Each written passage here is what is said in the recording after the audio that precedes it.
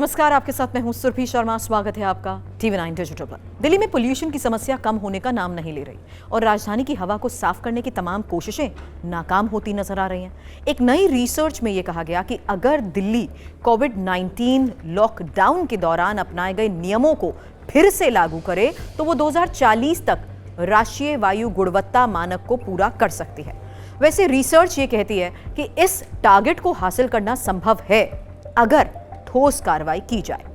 40 by 2040 cost of inaction and delays in reaching Delhi's air quality target title वाली इस research में दिल्ली के 1989 से 2025 तक 36 साल के PM 2.5 के लेवल का विश्लेषण किया गया।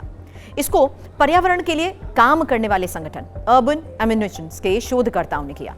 उन्होंने रिसर्च में यह पाया कि सभी मानव जनित स्रोत से 55% उत्सर्जन कटौती, सर्दियों में हीटिंग उत्सर्जन में 75% की गिरावट और पराली जलाने में 100% की कमी लाकर ही दिल्ली केंद्रीय प्रदूषण नियंत्रण बोर्ड CPCB द्वारा तय 40 माइक्रोग्राम पर क्यूबिक मीटर के राष्ट्रीय मानक को हासिल कर सकती है।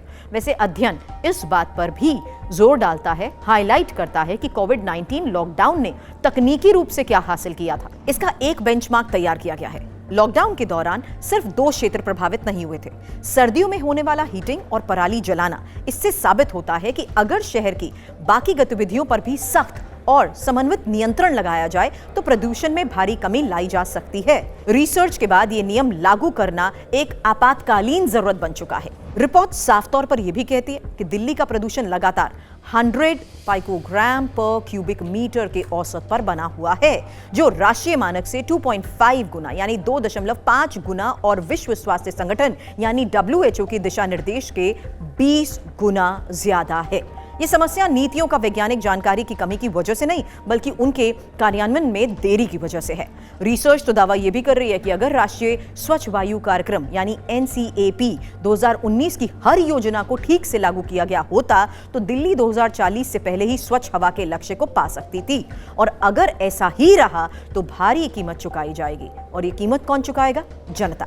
रिसर्च ने 2 प्रमुख जोखिमों को भी रेखांकित किया है, जिससे यह पता चलता है कि अगर प्रदूषण को लेकर जल्द कोई ठोस कदम नहीं उठाया गया तो जनता को बड़ी कीमत चुकानी पड़ेगी। आंकड़े ये कह रहे हैं कि अगर दिल्ली 2040 तक 40 माइक्रोग्राम पर क्यूबिक मीटर की बजाय 60 माइक्रोग्राम पर क्यूबिक मीटर के स्तर पर पहुंचती है तो लक्ष्य हासिल होने की स्थिति की तुलना में 11.6% ज्यादा लोग प्रदूषण के हानिकारक प्रभावों की चपेट में आएंगे। और अगर प्रदूषण का स्तर 100 माइक्रोग्राम पर क्यूबिक मीटर बना रहा तो ये आंकड़ा बढ़कर 35.3% से ज्यादा होगा, यानी हर 100 स्वास्थ्य प्रभाव के मामलों में 35 अतिरिक्त मामले सामने आएंगे।